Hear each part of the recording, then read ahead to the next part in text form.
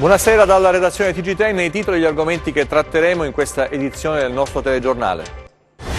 I primi effetti del decreto speciale per la sanità calabrese si avranno sulle scelte dei direttori generali delle aziende sanitarie. Si prefigura uno scontro durissimo tra governo e regione. Guccione attacca e un colpo di Stato.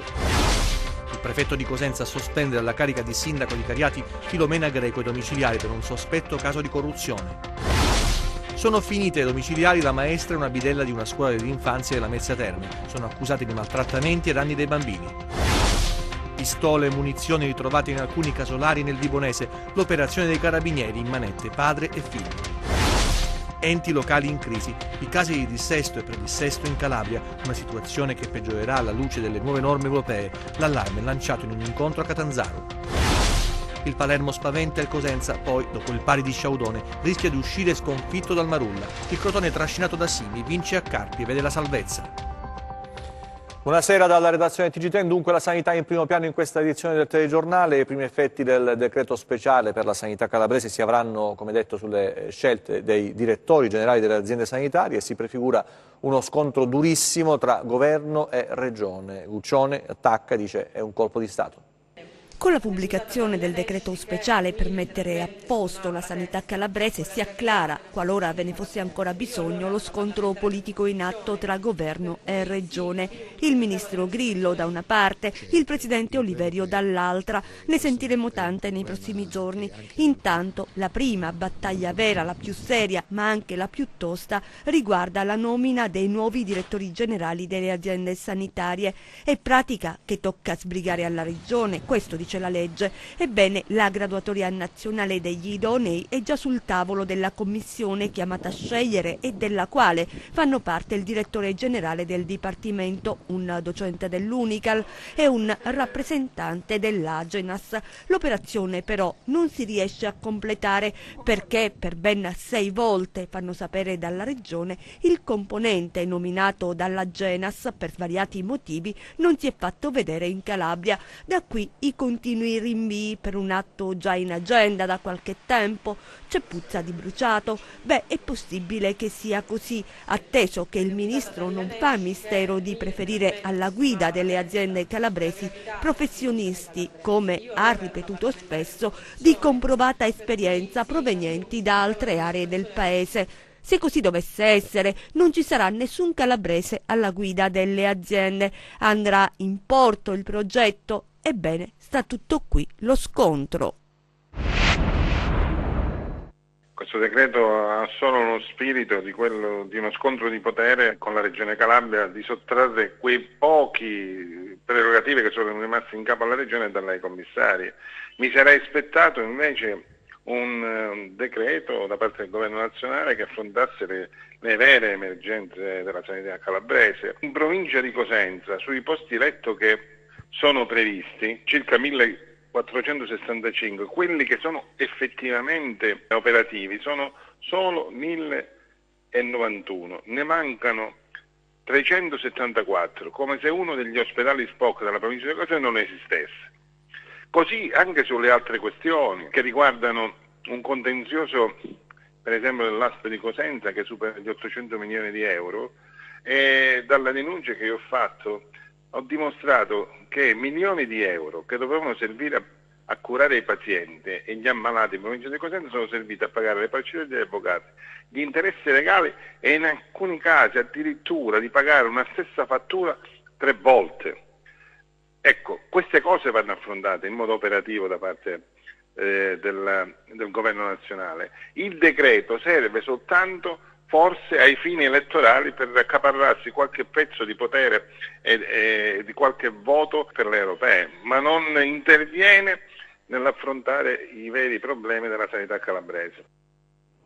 Ministro Grillo, che ha scritto in una lettera indirizzata alla Gazzetta del Sud: credo che è tempo di prenderci la responsabilità di estirpare la mala pianta che ha messo in ginocchio la sanità di questa terra meravigliosa. Non mi rassegno a chi vuole per suo tornaconto una Calabria cristallizzata nel suo malessere. E poi dice anche: voglio che si sappia che il Ministro sta lavorando per portare cambiamento reale, affondando il bisturi dove serve. Ancora la cronaca, sono finite domiciliari la maestra e una bidella di una scuola dell'infanzia della Mezzia Terme che sono accusate di maltrattamenti ai danni dei bambini. Sono state 2 mamme a rivolgersi agli agenti del commissariato di Lamezia Terme. Ai poliziotti hanno esternato il sospetto che i loro bimbi che frequentano una scuola dell'infanzia fossero vittima di maltrattamenti ad opera di un insegnante e così l'ufficio anticrimine del commissariato ha avviato le indagini. In quelle aule gli inquirenti hanno piazzato le telecamere. Le captazioni ambientali hanno consentito di accertare il modus operandi di un insegnante 59enne e di una collaboratrice scolastica di 63 anni che oggi sono finite ai domiciliari perché ritenute responsabili di maltrattamenti aggravati nei confronti degli alunni. Nel corso delle indagini coordinate dalla Procura Lametina, i poliziotti hanno verificato che in quella scuola c'era qualcosa che non andava. I dubbi e i sospetti esternati dalle 2 mamme erano più che fondati. Dalla visione e dall'ascolto dei filmati è emerso il clima di vero e proprio terrore che la maestra imponeva nell'aula, con urla, punizioni esemplari, percosse e frasi offensive. I bimbi di età compresa tra i 3 e i 5 anni sarebbero stati costretti per lunghi periodi di tempo a rimanere immobili seduti su una panca mentre la maestra gli urlava contro o sbatteva con forza una bacchetta di legno sulla cattedra in modo che, spaventati, non osassero muoversi. I bimbi sarebbero stati inoltre costretti ad assumere cibo con la forza, piccoli spaventati che venivano strattonati o isolati dagli altri compagni. Le indagini hanno documentato l'insegnante mentre strattonava da un braccio una bimba e mentre un altro bimbo veniva per punizione costretto a stare in piedi ed esposto al sole dinanzi alla finestra. Un ricorso sistematico alla violenza sia psicologica che fisica da parte della maestra e della bidella ai danni dei piccoli alunni loro affidati. Le prove raccolte a seguito della lunga e complessa attività di indagine svolta dal commissariato di Lamezia hanno indotto così la Procura della Repubblica a chiedere l'emissione della misura cautelare nei confronti delle 2 donne, richiesta accolta dal GIP ed eseguita dalla Polizia. Gli enti locali sono in crisi, sono tantissimi casi di dissesto e predissesto anche in Calabria, situazione che non può che peggiorare alla luce delle ultime decisioni costituzionali ed europee che impediscono di spalmare i debiti della pubblica amministrazione. Se ne è parlato a Catanzaro nel corso di un convegno. Da una parte la progressiva espansione delle funzioni demandate ai comuni, dall'altra la diminuzione delle compartecipazioni e delle provvidenze di carattere statale ed europeo. In questa frase, pronunciata dall'avvocato Raffaele Mirigliani, la spiegazione delle situazioni economiche drammatiche in cui si dibattono gli enti locali. Il dissesto finanziario deriva dalla mancata corrispondenza tra i rapporti che gravano sugli enti locali e le finanze a disposizione, ma spesso anche da una cattiva gestione della cosa pubblica, minata dai fenomeni della corruzione. Le innovazioni introdotte a livello costituzionale ed europeo rischiano di aggravare le condizioni economiche dei comuni e avere ripercussioni anche sui cittadini. A seguito di una serie di interventi normativi che si sono succeduti negli ultimi anni, è intervenuta anche l'ultima sentenza della Corte Costituzionale, la sentenza numero 18 del 2019, che ha sancito l'illegittimità costituzionale di una norma statale che consentiva agli enti di poter spalmare l'entità del debito accumulato su un orizzonte temporale di 30 anni. Questo quindi rende più difficoltosa la situazione. Il dibattito organizzato dall'Associazione Fondazione Calabria, in collaborazione con l'AIGA, ha affrontato e approfondito l'argomento dei piani di equilibrio e del dissesto degli enti locali, alla luce della recente sentenza della Corte Costituzionale. Non basta più, dunque, dire di risparmiare né cercare di realizzare una buona gestione finanziaria, ma è necessario, si è detto, approntare i mezzi e creare un'armonia tra funzione e risorse.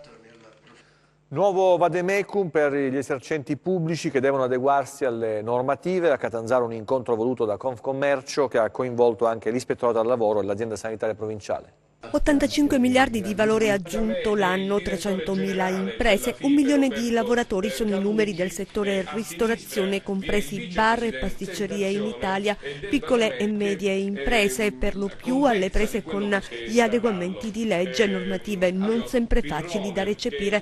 Nasce proprio con l'obiettivo di andare incontro alle esigenze del comparto il vademecum presentato nella sede di Confcommercio a Catanzaro. La legislazione è sempre più complessa, talvolta anche un po' frammentaria, di difficile comprensione, per cui un vademecum accompagnato anche da 5 video che aiutano i nostri imprenditori a comprendere meglio quali sono i diritti e i doveri a cui sono sottoposti è uno strumento utile per cercare di fare sempre al meglio il proprio lavoro. Oltre ai massimi rappresentanti della Federazione Italiana Pubblici Esercizi, gli organi di controllo come le aziende sanitarie locali, le associazioni di categoria. Oggi abbiamo la possibilità di interagire con gli organi di controllo, quindi l'Ispettorato del Lavoro, il comando dei NAS, il nucleo dei NAS e quindi l'igiene e territorio, quindi dell'ASP di Catanzaro, per fare in modo che tutti insieme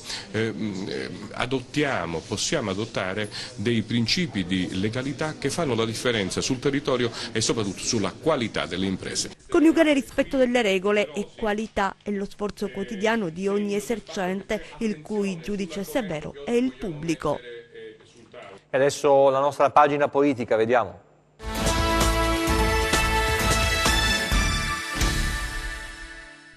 Apriamo con Cariati e l'atto dovuto del prefetto di Cosenza, Paola Galeone, che ha sospeso Filomena Greco, poste domiciliari per un presunto caso di corruzione che gli viene contestato dalla procura di Castrovillari. Si torna a parlare del porto di Gioia Tauro e della ZES, primi vagiti, prime riunioni, prime ipotesi di lavoro. Si è perso un po' di tempo, ma come si dice in questi casi, meglio tardi che mai. A dare un'accelerata e forse una svolta al tran tran deprimente che interessa la più grande infrastruttura della Calabria, ci pensa il ministro Toninelli, che lunedì verrà in Calabria per dire ai calabresi che ha trovato la soluzione per rilanciare il porto. C'è attesa, dunque, specialmente tra i tanti lavoratori che non sanno più a che santo votarsi. Spira il vento elettorale e nelle realtà in cui si voterà per il rinnovo dei consigli comunali provoca un bel po' di problemi. A Vibo, per esempio, il commissario della Federazione regionale del PD è intervenuto per bloccare l'anomalia di certe alleanze tra il partito di cui fa parte e un pezzo della storica destra cittadina. Agitazione anche a Belvedere, dove, sempre il PD, pare si sia sdoppiato, una parte di qua, un'altra di là. Nello specifico domani sono in programma 2 iniziative, stesso luogo, stessa ora. Nella prima c'è il segretario provinciale Guglielmelli, nell'altra il senatore Magorno. Strano, ma è così. Allora, per evitare figuracce, lo stesso Magorno ha scritto a Guglielmelli per sospendere entrambe le iniziative in programma, per non scivolare nel ridicolo. Va bene il partito plurale, ma quando è troppo è troppo. A Corigliano Rossano da segnalare l'esordio di Giuseppe Graziano e delle liste che lo appoggeranno nella corsa a sindaco della città. Notizia in coda che riguarda il procuratore aggiunto di Cosenza, Marisa Manzini, che lascerà Cosenza per lavorare da consulente nella commissione parlamentare antimafia. E adesso la cronaca con i nostri 100 secondi, vediamo.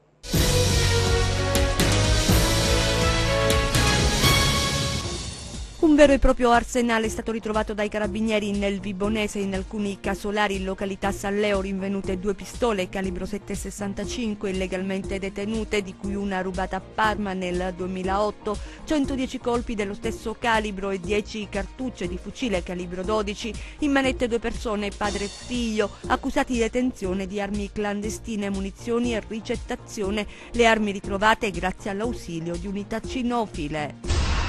L'incidente stradale stamattina nei pressi di Zumpano nel Cosentino, un'auto per cause in corso d'accertamento è finita contro un muro, la donna al volante è stata soccorsa da personale del 118, sul posto i vigili del fuoco e i carabinieri.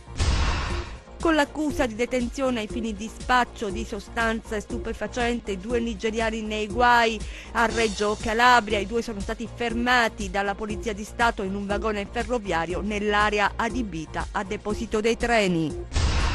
I carabinieri di Petilia Policastro e Rocca Bernarda hanno notificato l'avviso di conclusione delle indagini preliminari emesso dalla Procura della Repubblica di Crotone nell'ambito di un'inchiesta che rappresenta uno stralcio dell'operazione Trigarium eseguita lo scorso 30 luglio e coordinata dalla DDA di Catanzaro a 10 persone, 5 delle quali già detenute nell'ambito dell'inchiesta antimafia. L'operazione coordinata dalla Procura di Crotone ha evidenziato l'esistenza a Rocca Bernarda di un'associazione per delinquere parallela a quella di tipo mafioso che tra luglio e novembre 2014 ha commesso numerosi furti e ricettazioni di bestiame e prodotti e attrezzature agricole ai danni di 13 agricoltori e 3 aziende. Una grave aggressione questa mattina nell'istituto penale per minori di Catanzaro. Si è verificato un episodio causato da 2 detenuti italiani, uno dei quali maggiorenne, lo ha reso noto il sindacato di polizia penitenziaria.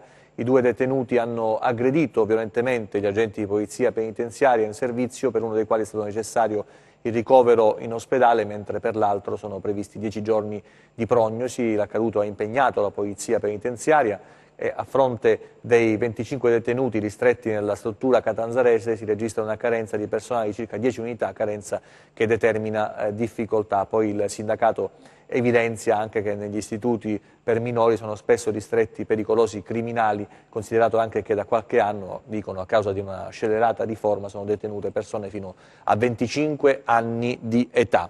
E adesso il calcio, lo sport con la Serie B, è andata benissimo al Crotone sul campo del Carpi, quella che era una sfida salvezza, e dopo il risultato anche negativo del Foggia in casa del Brescia, il Crotone si è tirato fuori dalla zona caldissima. Altro punto importante, pesante per il Cosenza, che ha spaventato il Palermo, prima è andato sotto con il gol di Nestorowski, poi però dopo il pareggio di Sciaudone il Cosenza ha avuto le occasioni per chiudere l'incontro. Vediamo.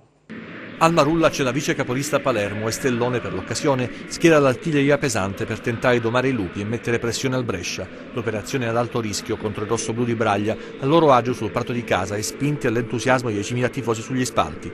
La gara infatti la fa il Cosenza, che già in apertura tiene in allerta la difesa rosanero con Tutino e Maniero, terminali offensivi del 3-5-2 scelto dal tecnico dei calabresi. E la punta ex Novara a spaventare i siciliani, il gol lo meriterebbe sulla bella girata di testa, ma la traversa salva Brignoli. I padroni di casa sembrano aver tutto sotto controllo, ma Puskas e Nestorowski sono un pericolo costante. Nell'unica sortita offensiva sul lancio di Brignoli, corretto da Moreo, trovano la combinazione giusta per mandare in gol il nazionale macedone. Vantaggio inatteso che non frena la voglia e il coraggio del Cosenza. La reazione c'è, Sciaudone non mette potenza e direzione giuste sul primo tentativo, ma l'assalto dei rossoblù continua e il Palermo soffre il pressing asfissiante e va in tilt sulla giocata di Sciaudone e Maniero, conclusa dall'emulo di CR7 in gol con la collaborazione involontaria di Muraschi. Il Marulla tira un sospiro di sollievo e la partita riprende i binari precedenti, anche in avvio di ripresa, quando Maniero dimostra di essere in giornata, mettendo in difficoltà la difesa siciliana e sfiorando il gol ancora di testa. C'è spazio anche per il Palermo, che alza il baricentro approfittando di qualche pausa dei rossoblù, ma i rischi maggiori li corre Brignoli, sull'incursione di Carlo Sembalo, per esempio, l'ex che prova a dare un dispiacere ai suoi compagni di inizio stagione, sbagliando di poco la mira. Poi si veste da assisman, servendo a Tutino una palla invitante che Gennaro non sfrutta alla perfezione. Il finale è concitato, risultato in bilico e nervosismo tra gli ospiti che perdono Nestorowski, finisce in parità e per entrambe è il male minore. Doveva essere il match della vita per il Carpi e invece l'1-2 subito dal Crotone condanna con ogni probabilità gli emiliani. L'11 di Stroppa fa la partita e senza spingere troppo sull'acceleratore tiene il pallino del gioco. Al 18esimo i tempi sono maturi per il vantaggio calabrese, scorribanda di Benali sulla destra e il suo cross è deviato dal braccio largo di Buongiorno. Garsini non ha dubbi e indica il penalty. Dal dischetto Simi non sbaglia e mette a segno il suo 10° gol stagionale. I biancorossi di Castoria però erano bloccati, timorosi e impauriti e l'occasione per segnare capita ancora ai calabresi con Benali, autentico mattatore nel primo tempo. Sul finale della prima frazione c'è tempo per una rete annullata a Mustacchio per fuorigioco. La ripresa si apre con i biancorossi più propositivi grazie all'inserimento di Arrighini, ma costretti a lasciare qualche spazio al Crotone. Come al 52esimo, quando Benali a tu per tu con Piscitelli salta il portiere ma calcia clamorosamente sul palo a porta vuota. La squadra di Stroppa sciupa l'ennesima occasione. Occasione che non spreca però Simi, l'attaccante approfitta di uno svarione della premata ditta Sabbione Piscitelli e sigla più facile del gol. E 0-2 la spinta biancorossa trova i suoi frutti con Poli che accorcia le distanze ribadendo in rete a porta vuota una traversa di Vani. L'espulsione di Concas all'83esimo per la brutta entrata su Benali affossa il Carpi. Nel finale c'è ancora tempo per la traversa colpita da Pettinari e per un miracolo di Cordas su Mustacchio che salva i calabresi in pieno recupero. Una notizia che farà discutere: centinaia di italiani intercettati, forse per errore, da un software spia programmato per dispositivi Android dalla società calabrese Esurv, che sembra essere adesso sparita dal web. A scoprire Exodus, così si chiama lo spyware, sarebbe stato utilizzato tra il 2016 e l'inizio di quest'anno dei ricercatori di una società no profit. Su questo caso c'è una inchiesta, un'indagine della Procura di Napoli che ha aperto un'inchiesta da tempo dopo la prima individuazione del malware che è avvenuta proprio nel capoluogo campano. Ci spostiamo a San Giovanni in Fiore per la prima giornata dedicata all'evento Gioacchino e Medioevo, il cui obiettivo è far conoscere l'abate e promuovere il territorio. Il rullo dei tamburi nel cielo terzo di San Giovanni in Fiore che sembra risvegliarsi nel passato, il salto indietro nel tempo nel Medioevo di Gioacchino da Fiore, l'abate di cui la capitale della Sila custodisce l'eredità, una 2 giorni pensata dal municipio e finanziata dalla Regione Calabria, tra gli eventi storicizzati per far rivivere e soprattutto far conoscere i luoghi e il pensiero di Gioacchino. Noi oggi, a distanza di 817 anni dalla morte di Gioacchino, che è avvenuta anche di sabato, apriamo questi 2 giorni importanti, San Giovanni in Fiore nel Medioevo, ripercorremo le tappe di Gioacchino e quindi la città si appresta a ricevere migliaia di persone per, come dire, rievocare la storia e restare nel borgo che è stato appositamente riprodotto come nel Medioevo. E ormai nei ragazzi si è accesa la curiosità, pertanto sono sempre pronti ad apprendere sempre di più su questa figura di Gioacchino e ci troviamo in questa meravigliosa piazza dove c'è questo ambiente medievale e loro che lo rappresentano benissimo e sono quelle attività che portano i ragazzi veramente a quella cittadinanza attiva, perché c'è il rispetto delle regole, perché c'è la puntualità, la consegna e lo studio. Ringrazio i ragazzi, ringrazio i docenti, soprattutto in questo caso nella persona della professoressa Urso che ha aiutato i ragazzi a costruire questi vestiti.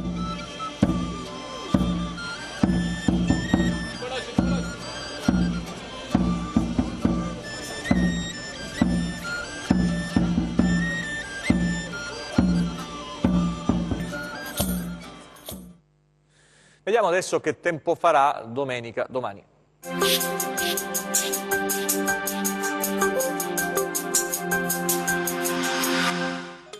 Sarà un fine settimana all'insegna del bel tempo con temperature in rialzo, favorite dalla presenza di un promontorio anticiclonico che garantirà tempo stabile per alcuni giorni.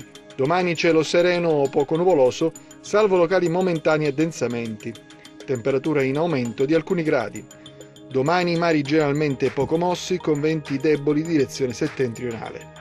Per essere sempre aggiornati sull'evoluzione delle condizioni meteo vi rimando, oltre al nostro sito www.meteoincalabria.it, anche alla nostra pagina Facebook Meteo in Calabria. TG che finisce qui, grazie per averci seguito, l'informazione torna nelle prossime edizioni. Arrivederci, buona serata e buon weekend.